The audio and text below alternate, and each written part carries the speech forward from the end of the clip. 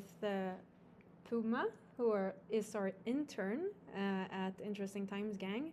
I'm going to let you introduce yourself in a little bit.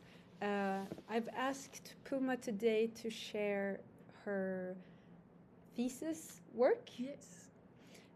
So you've worked with us this past year with the SmartAging project, and your thesis work is very relevant, I guess, adjacent to the project that we're doing. So we thought it'd be a great opportunity for you to share what you've been working with in parallel, as it's also related to this project. Yes. So I'm going to hand it over to you.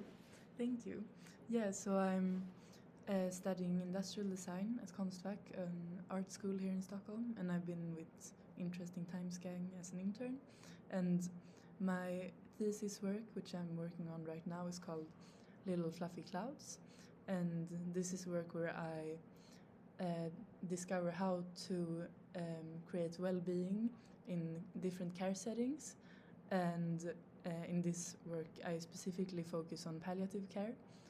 And I want to make, my project focuses on making bird stations to make bird encounters possible for the patients and for their relatives that are like in the palliative care units.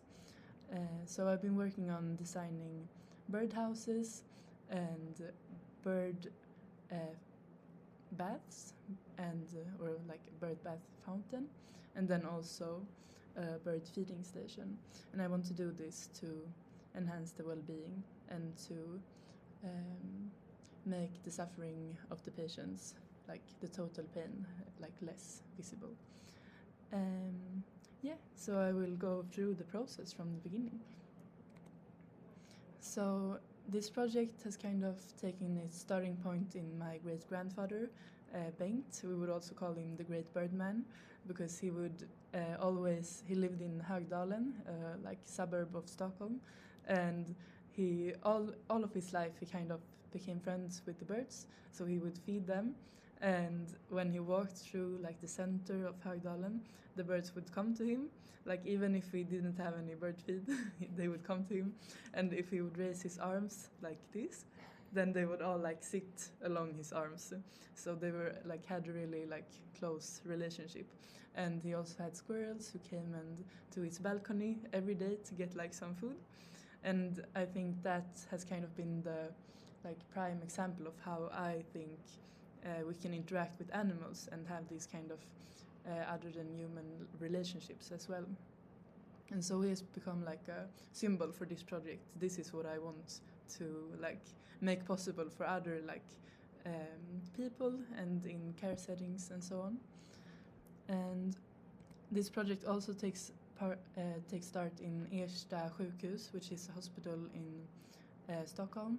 And my father was put in the palliative care unit there last fall, and therefore I spent almost a month in this setting. And me and my sisters, we lived there. We had sleepovers every night, and we just spent all our time there. And this kind of made me realize how much kind of suffering is going on, and that there's, you spend your last time there, and it's your last time. And so how can we like improve this time, and also how can we improve it for the people, like all of the relatives that come there every day and kind of go through this very hard phase. And so that was also very it awoke a lot of thoughts about how maybe we can improve this very meaningful and important time of people's lives. And that kind of brought me into this project. So my research questions for the project is, how can bird stations be designed to increase interaction between birds, patients, and relatives in palliative care units? And also, how can bird stations be designed to activate the human senses?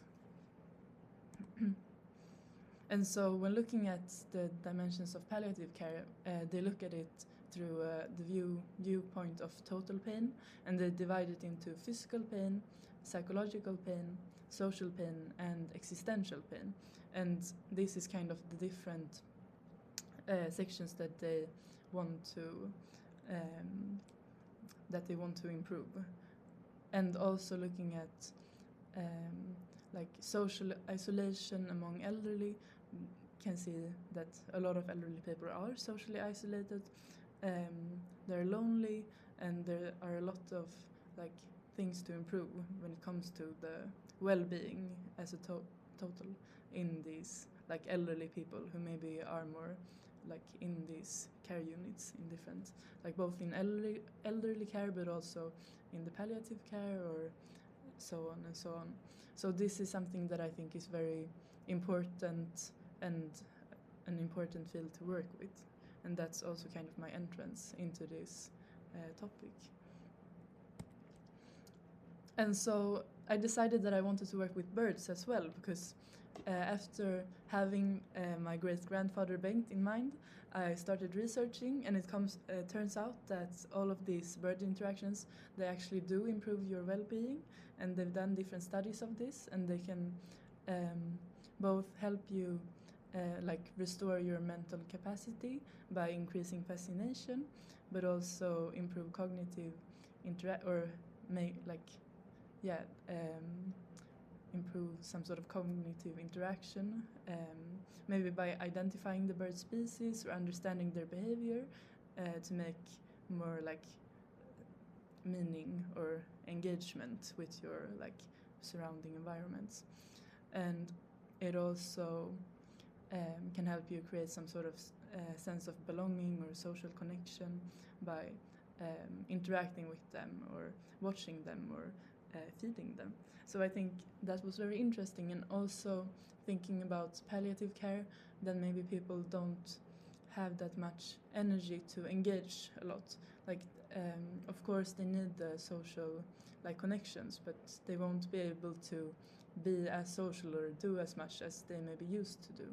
And so I think bird like watching or interactions can be like a very low energy activity that you can take part of no matter how much energy you have. You can always watch them and like see a little bird peek out here and there, but you don't need to be like super like have a lot of mobility or a lot of energy. And yeah, so the overall health benefits are reduced stress, restored attention, and also an increase of positive emotions, but also stronger social and emotional engagement with nature. And for this design, the design aspect of this project, I think it's interesting that birds have a lot of like symbolics connected to them. So it could be like freedom, flying high, escape, but also something uncontrolled or wild. And then also it can stand for hope, new beginnings. We have the migratory birds that kind of fly over borders. And then we also have peace and the peaceful doves, birds that deliver messages or different signs. So then I started my design process. And this, the project takes place at Ersta sjukhus, as I mentioned, and in their palliative unit. And this is a picture of their rooftop terrace, because they have it connected to this unit. And it's a really beautiful place. It's called the Garden of Senses, and they also want to like stimulate the senses of the patients. It's placed in the middle of the city, has the view of rooftops and the sky, and for me the birds kind of become the link between the world on Ersta and the world kind of beyond Ersta. And so my target audiences has been the hospice patients or the elderly, and then also the birds, and then a family that comes and visits. And so I did a short analysis of needs, and for hospice patients or elderly, they of course need a strong visibility. It should be geographically accessible, but also easy to understand, to have stimulating elements, and be maybe visible both from inside and outside if you aren't able to go outside. And then for the birds, they should also feel safe because we want them to come out and meet the patients and meet the family. So they need a safe placement. It should be close to the bushes and the trees. And the stations should be adapted to the small birds and have water to bathing. And then for the care workers, of course, we need it to be easy to clean, to be time efficient, and also to be able to incorporate the stations into current work assignments. And for the family, we want something interactive, something that you can do with the sick people or your relative, and also something that maybe creates memories or something else to think about than the sickness. And so my concept for this proposal has been bird stations that stimulate the senses and can create these social, playful interactions. And I've been wanting to the forms to kind of remind you of something that maybe once before had these clear structures. Maybe it's something more architectonic or something that has been built, but then it's kind of been aged through the years, so that you kind of it reminds you of something else, but it's also a bit up to your own thoughts and interpretations. And I think it's kind of to have this connection between the memories that when people in these palliative care settings, they kind of maybe lose their memories and then you don't really remember all of the context surrounding the memories that you have. And I also wanted to create that sense in these objects, that it's kind of you can maybe tell something out of them, but not all of the context, and that makes them more friendly to a lot of different people, so that you don't already have your connotations to them. And I've been inspired by different sorts of play with water, where water kind of runs through different things, or different different just pathways. Yeah, exactly. Yeah, I would say so, pathways. And I really wanted to make something that you can be able to interact with by maybe touching water or putting something in the water that can kind of float. So that's been a big inspiration. And for color and materials, I've been working with different casted materials and to make surfaces that kind of have some sort of tactility. And I'm working with colored wood concrete, and then mostly regular concrete as well, and then some elements in steel or clay. And I wanted to make something that has these kind of pastel colors that go well together with the existing environment. And for interactive elements, I want to have the sound of trickling water. I want to have a lot of elements for water play, maybe being able to change water flow through placing or switching places of objects with different cavities, and then also having different textures to feel and touch, maybe running water that can cool your hands, and also making it possible to do different hand movements, like climbing with your hands up through the structures. And I've been talking a lot with the physiotherapist at Ersta, and through that dialogue, it also it's important that you can kind of make small movements all the time with your body to kind of stimulate it, even though you don't have that much mobility. You can still have something that stimulates your different body parts.